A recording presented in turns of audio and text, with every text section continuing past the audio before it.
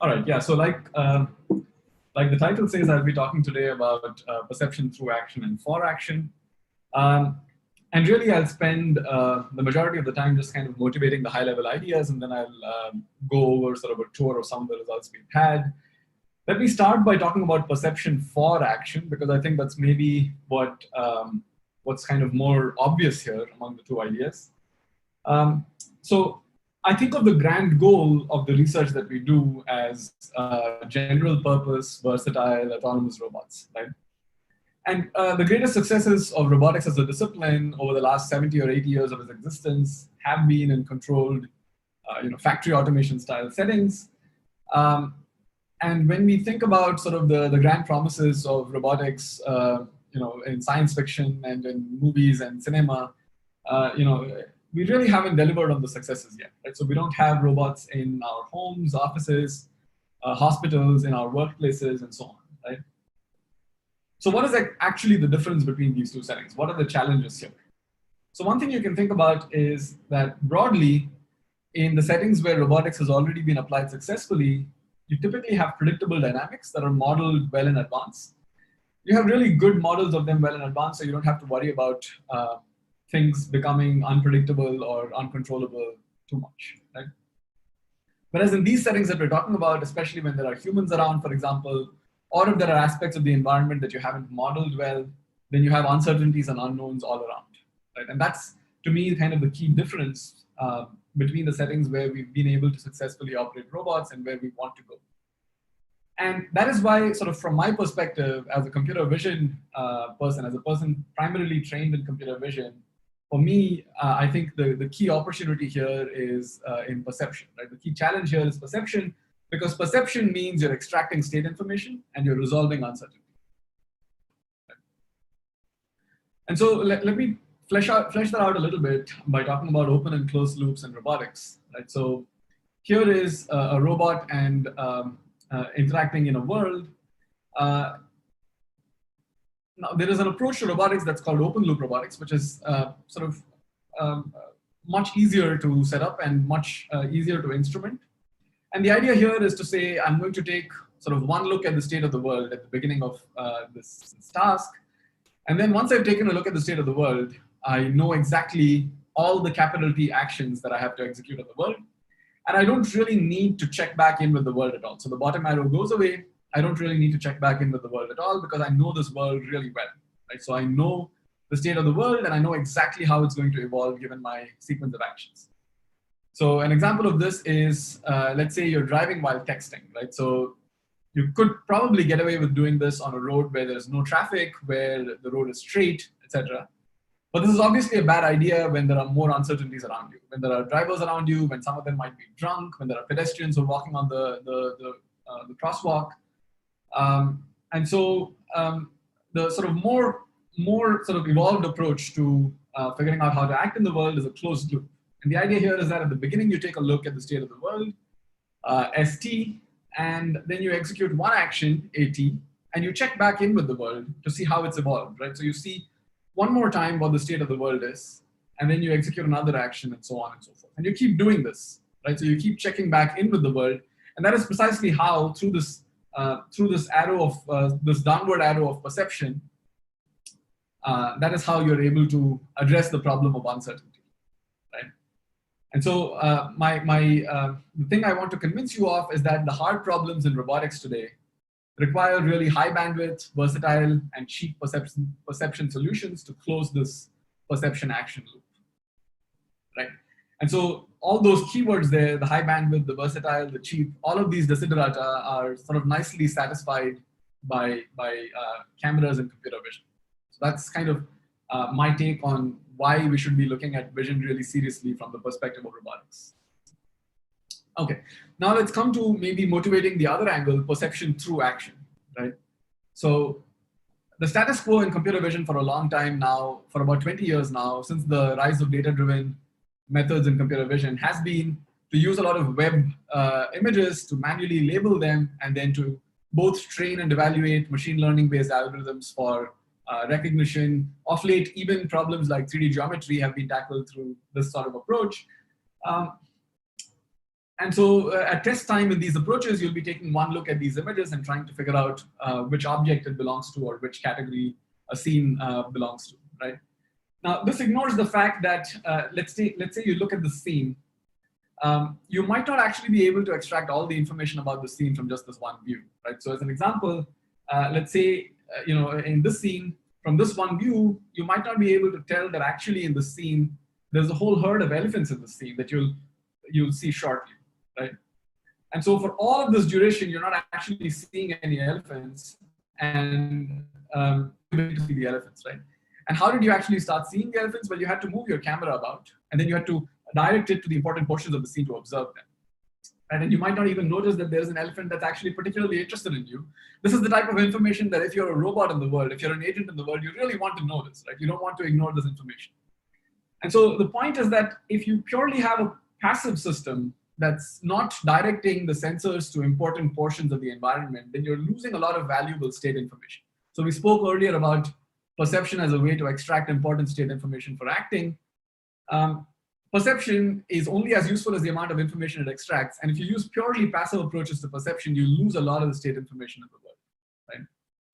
And so here is another way to also motivate the close interaction between perception and action. So this is an example that I particularly like from the cognitive science literature. This was an experiment performed in the 60s at MIT that probably would not pass what we call IRB here in the US, which is, you have to make sure that you follow ethical guidelines. And so, if you're a pet lover, maybe be forewarned that some of the things that you hear now might not be to your taste, right? So what they did was they took a batch of kittens at birth and they separated them into two sets at random. One set was called the active set and the other set was called the passive set. And these kittens were all raised exclusively in the dark, except for 1 hour each day.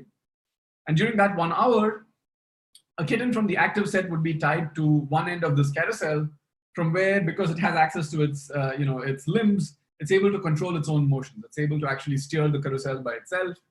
And the other end of the carousel was a basket in which you placed a passive kitten. Now, this passive kitten was experiencing the same motions because that's how a carousel works, but it wasn't controlling those motions, right? So this is a really nice kind of controlled study. And what they did after 8 weeks of this was that they measured the perception abilities of these two kittens. And they found that the active kittens had normal visual development as measured by various experiments, and the passive kittens had very stunted visual development.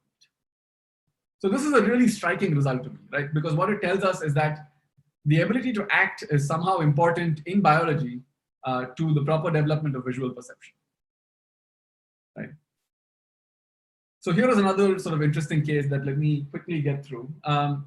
Here the idea is that there is this animal called the sea squirt. It's a very interesting animal. When it's young, it's a tadpole that looks like this, right? And you can see kind of these ridges on the tadpole. I hope that you're able to see these ridges at the resolution I'm sharing at. But these are basically the sort of, this is basically the spinal cord of this animal, right? And right up here at the very top, there is a sort of a very primitive eye that's able to sense light.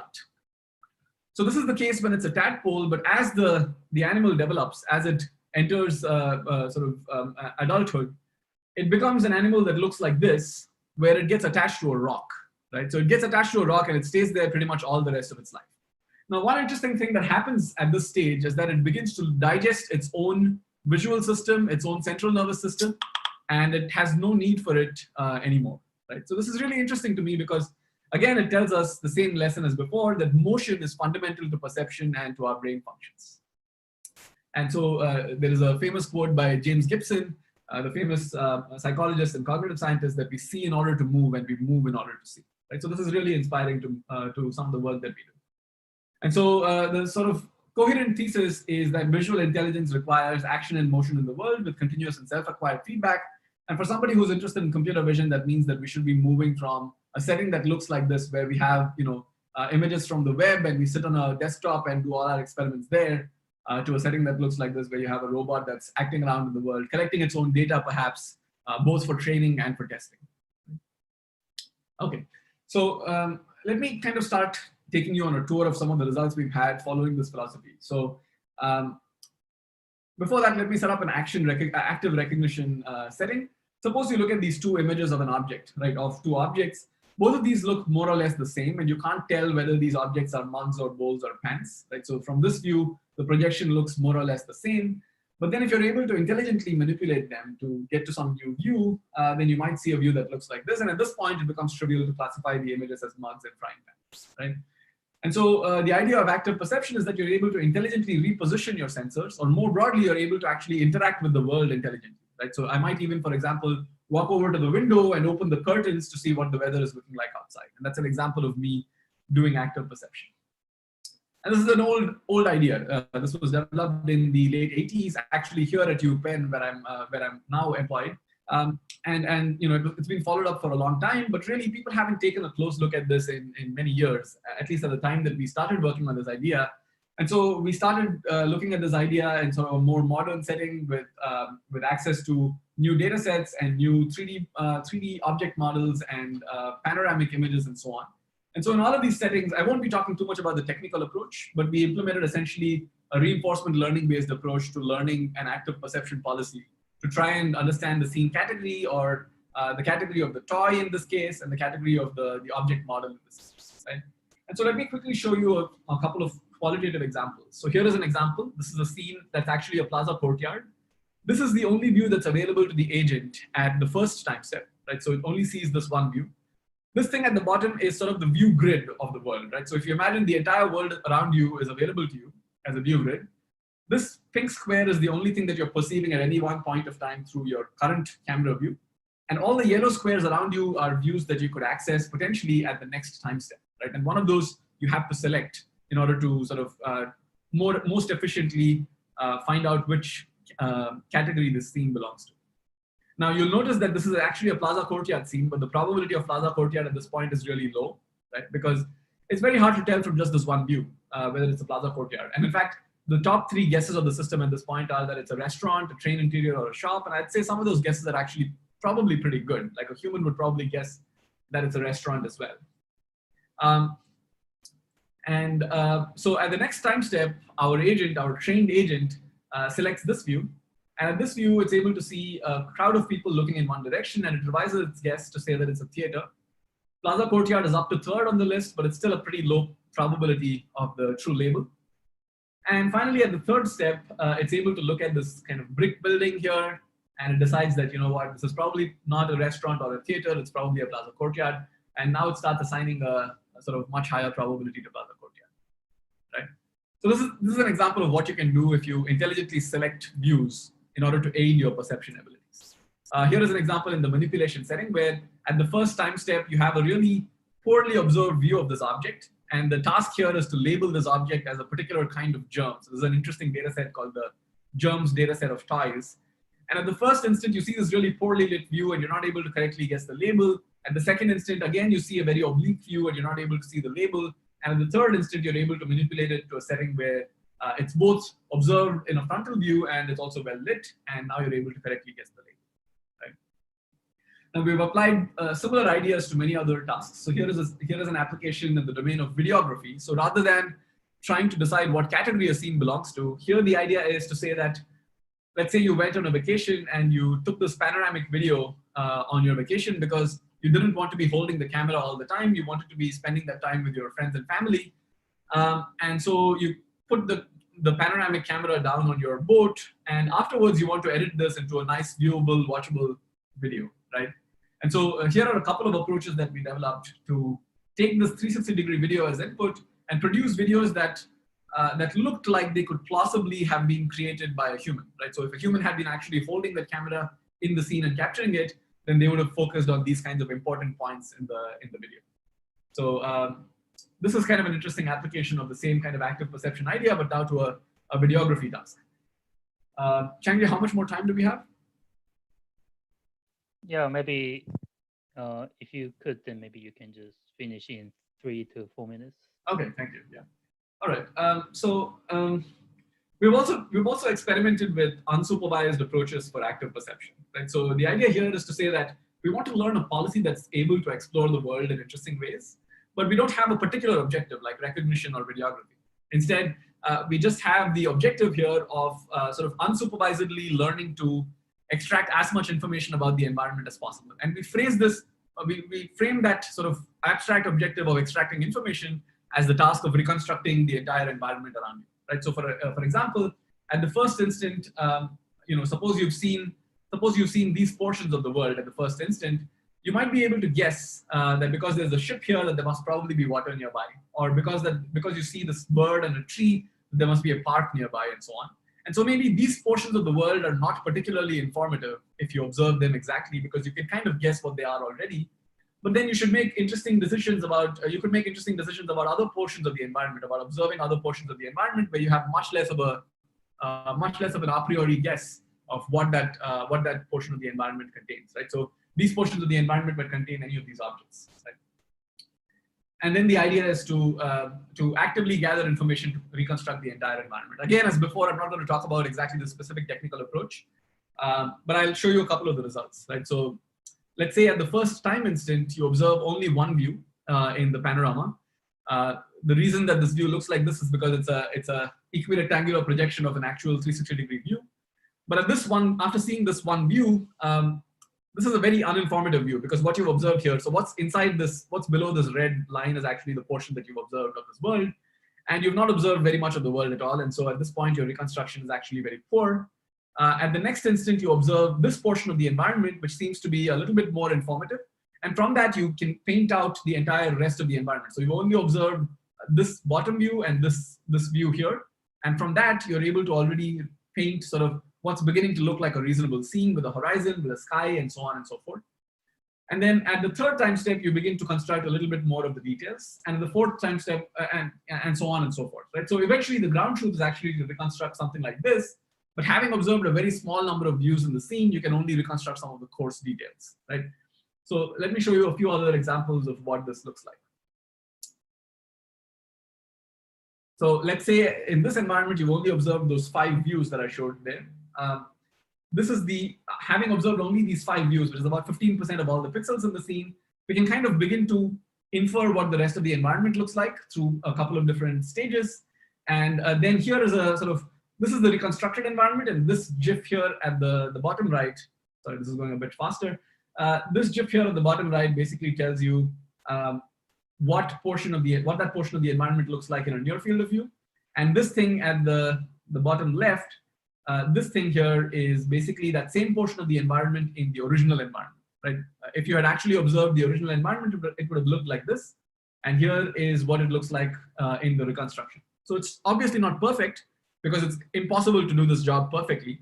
But the fact that it's able to actually reconstruct some coarse details is still interesting, right? And there are a few other examples that I'll skip through for now, right? And so now the interesting thing is to say, okay, this is a reconstruction task, and you told me that this was going to be an unsupervised active perception policy. What is the point of learning an unsupervised active perception policy? And so what we did was we took those unsupervised perception policies and we transferred them to other downstream tasks. So in particular, we transferred them to an active recognition task, to a pose estimation task, to a light source localization task, and to some metric measurement tasks. And we found that in all of these cases, it actually works really well. So having trained this one active perception agent, one policy to observe the world, we're able to use that policy for a lot of downstream tasks in order to take the set of views that that policy produces and use those to infer various aspects of the environment. Okay, and with that, I'll start quickly wrapping up. Okay. Our method selects the actions. So the idea here is to say that we can actually use perception through action, but also for action, right? So here is an example where we are using a robot to grasp, and we have some tactile sensors on the robot.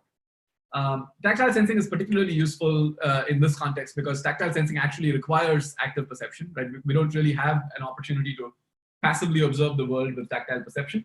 And what we're going to do here is actually kind of get one touch of the object and then figure out from the tactile percepts whether it's a good grasp or not, and then grasp the object, right? So we adjust our grasp based on our first perception in order to find a position on the object that is easily graspable, right? So that's an example of using perception through action, but then eventually using it again for action. So it's kind of doing the full loop closure thing, right? So here's an example of the same idea applied to a bunch of different objects. And this is the same policy, in fact, it's applied to a bunch of different objects. And you'll notice that for a bunch of these objects that are very easy to grasp, it grasps them at the very first attempt. And for objects that are a little bit harder, like this guy here is maybe a little bit out of the distribution that we trained on, and so it takes a little bit longer to actually find a grasp that works for it. Okay. And so with that, let me thank my collaborators. You know, a bunch of this work was done when I was a PhD student at UT Austin with my advisor, Kristen Grauman. Santosh is one of my collaborators from UT Austin. These are some of the other advisors who've been in this work. You know, several of these collaborators, I mean, these are extremely fantastic collaborators I've had. And the evidence of that is in the fact that many of these collaborators were originally, you know, students and PhD and postdocs when I was working with them, but many of them have gone on to be faculty now. So, you know, Andrew Owens, Benjamin Yuan are now faculty at Michigan and Stanford. Roberto is leading the Facebook AI group so Facebook AI robotics group in Menlo Park. And here is a full list of references. All right, and so the idea here is that action is both a means to vision and an end to vision. And yeah, that's hopefully what I wanted to convince you of.